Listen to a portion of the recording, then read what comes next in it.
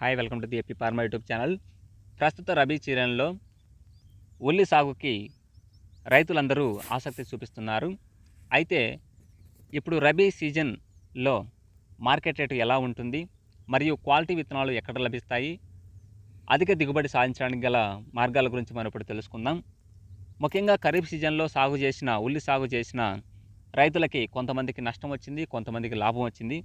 నష్టం ఎందుకు వచ్చిందంటే అధిక వర్షాల కారణంగా దిగుబడి తగ్గడం, పంట నష్టపోవడం, మరియు ఈ ఉల్లిగడ్డలు కుళ్ళిపోవడం లాంటి చేత చాలా వరకు దిగుబడి తగ్గి నష్టమైతే రావడం జరిగిందన్నమాట, ఉల్లి రేటు ఉన్నా కానీ. అదేవిధంగా లాభం వచ్చిన రైతులకి మరీ లక్షల్లో అయితే లాభం రాలేదు. కొద్దిగా 20,000, 30,000, 50,000, 70,000 అంతవరకే రావడం జరిగిందన్నమాట, వేలల్లోనే.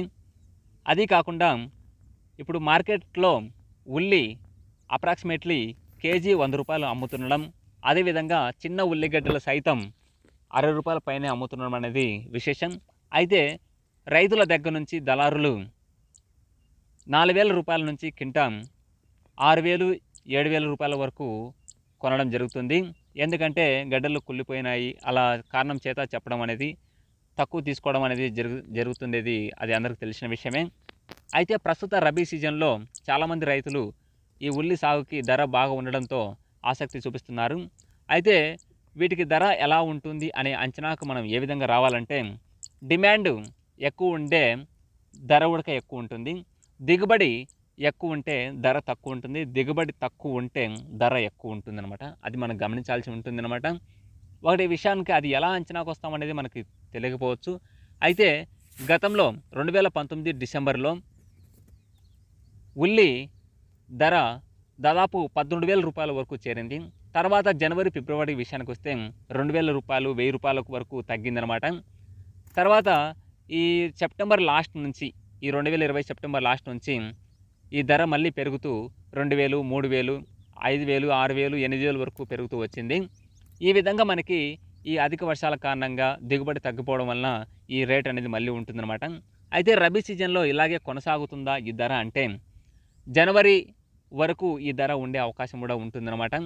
లేదా ఆ తర్వాత పంట చేతికి వచ్చిన రైతులకి చెప్పే విషయం ఏదంటే, ధర 1,500 పైన ఉంటే అందరికీ లాభం అనేది వస్తుందన్నమాట, అది గమనించాలి. ధర మరీ ఎక్కువ ఉంటుందనేది ఆశ అనేది పెట్టుకోవద్దనమాట. మీరు పెట్టుబడి కూడా దీని మీద ఖర్చు అవుతుంది కాబట్టి కొద్దిపాటిగా మీరు 2 ఎకరాలు కానీ 4 ఎకరాలు కానీ మీ ఇష్టం చేసినాను ఒక 1,500 పైన ధర ఉంటే కనుక మంచి లాభం అయితే, కొద్దిపాటి లాభమైనా వస్తుందన్నమాట. మనకు పెట్టుబడి నష్టం రాకుండా ఉంటే చాలు. అదేవిధంగా ధర బాగా ఉంటే అందరికీ సంతోషమే అది కూడా.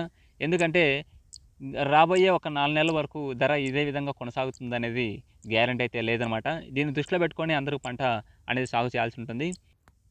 చాలామంది రైతులకి అందుబాటులో విత్తనాలు ప్యాకెట్ రూపంలో లభిస్తున్నాయన్నమాట.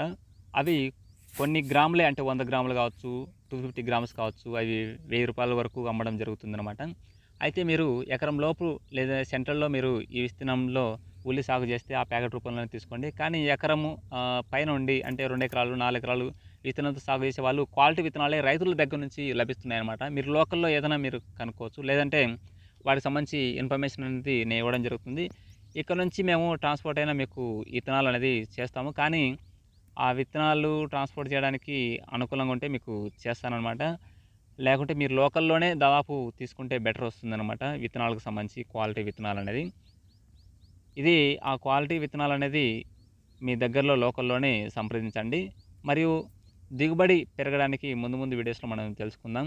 వీడియో నచ్చితే లైక్ చేయండి మరియు సబ్స్క్రైబ్ చేయడం మాత్రం మర్చిపోకండి. ఓకే.